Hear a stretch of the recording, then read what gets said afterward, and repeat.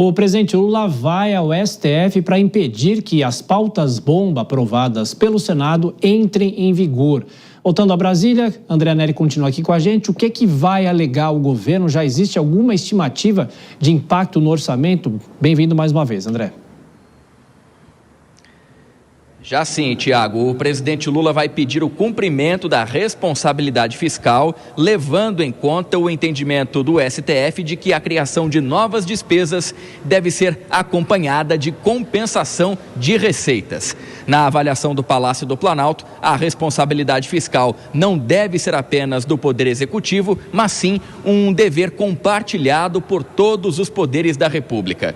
O posicionamento presidencial foi provocado por uma avalanche das chamadas pautas-bomba que passaram pelo Senado nas últimas horas. Os parlamentares aprovaram um projeto que eleva o piso salarial de médicos, outro que afrouxa as regras de aposentadorias para agentes comunitários e um terceiro projeto de maior impacto que renegocia dívidas de grandes produtores rurais.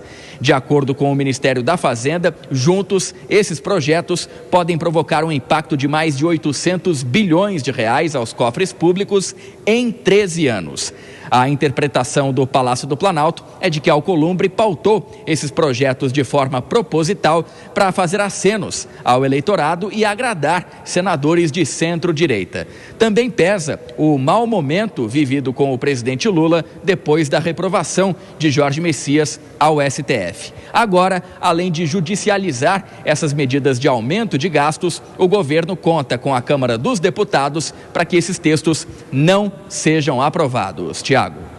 A discussão sobre essas pautas-bomba e o impacto disso nas contas públicas. Agora, André, uma outra questão, já estamos em ano eleitoral, o presidente Lula confirmou a promessa de zerar a fila do INSS antes do pleito de outubro, é isso? É isso mesmo, o presidente Lula prometeu que vai cumprir uma das principais bandeiras de campanha dele em 2022, que era justamente zerar a fila do INSS. Segundo ele, até setembro vai ser resolvido o problema, que é uma das principais queixas dos beneficiários.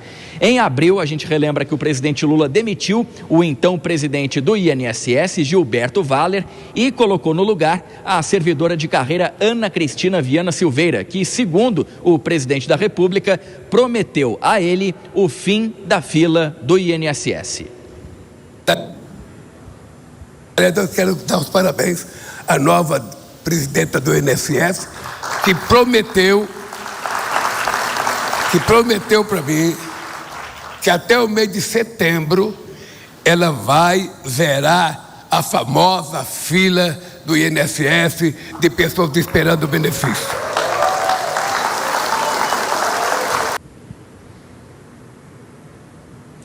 Segundo o Ministério da Previdência, a fila do INSS registra atualmente o menor patamar nos últimos 17 meses, com um estoque de 2.200.000 pedidos. A pasta considera que a meta de zerar a fila, como disse o presidente Lula, é acabar com o estoque de requerimentos que tem mais de 45 dias.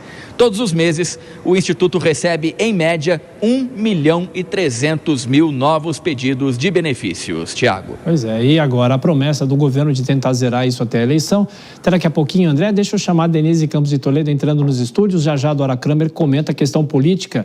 Bom, é claro que é salutar reduzir essa fila do INSS, mas o problema é a conta pública e dessas pautas-bomba que estão rondando o Planalto depois de aprovações do Congresso. Boa noite, Denise. Boa noite, Tiago. Adoro, Vilela também. Pois é, Tiago, a própria intenção do governo de reduzir a fila do INSS acaba reforçando as despesas do governo com a Previdência, que é exatamente o tópico que tem crescido mais no orçamento e um dos que levaram o governo a anunciar o recente novo bloqueio do orçamento deste ano. E nós temos vários outros programas do governo também para estimular a atividade econômica que acabam acarretando mais despesas. E aí, em paralelo, temos agora o Congresso avançando com várias pautas que estavam em tramitação há bastante tempo para aprovar, com mais rapidez para meio fechar o cerco do governo. Agora, vale lembrar que todas as projeções mais alarmistas em relação às contas públicas são para o ano que vem. Então, neste ano, mesmo que o governo não cumpra a meta, dependendo do resultado das eleições, ele já não vai ter mais nada a ver com isso.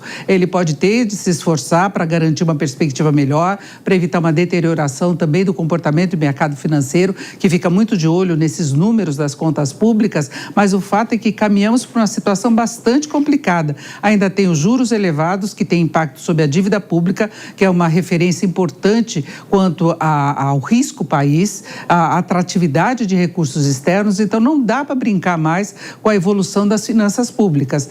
Tem esse impasse do governo com o Senado, principalmente, em relação a essas pautas. Vamos ver qual vai ser o encaminhamento.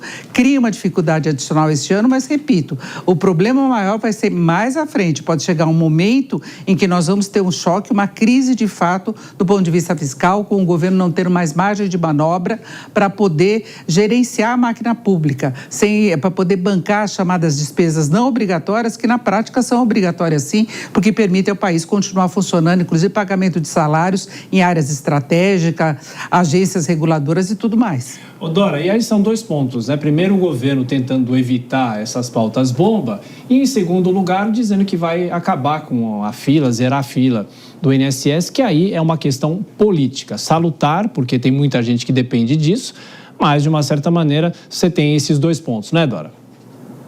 Terá a fila em 3 meses é só na base do São Tomé, né? Vendo para crer, porque realmente primeiro a gente vai ver, depois a gente avalia, né? Olha só, a questão da pauta bomba, o governo ainda vai passar um pente fino para ver o que pode vetar, o que dá para vetar, porque o que der para vetar, o presidente veta, o que não der vai ao STF. Mas olha só como essa questão ela tem vários aspectos, né? O governo, desde o começo, por como não tem articulação política, como o presidente Lula resolveu nesse mandato não fazer isso, o governo substitui a articulação pelo Supremo Tribunal Federal. Ah, mas não tem maioria. Gente, só teve maioria, o governo só teve maioria lá na base do mensalão, lá atrás, no primeiro governo Lula, e depois quando o Bolsonaro entregou o orçamento na mão do Arthur Lira. Aí tem maioria. Na base da articulação política, na base da conversação e do convencimento,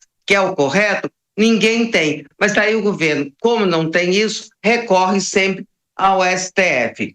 A questão é essa coisa da gastança, né? Que a Denise, em termos técnicos, em termos mais elaborados, desenhou.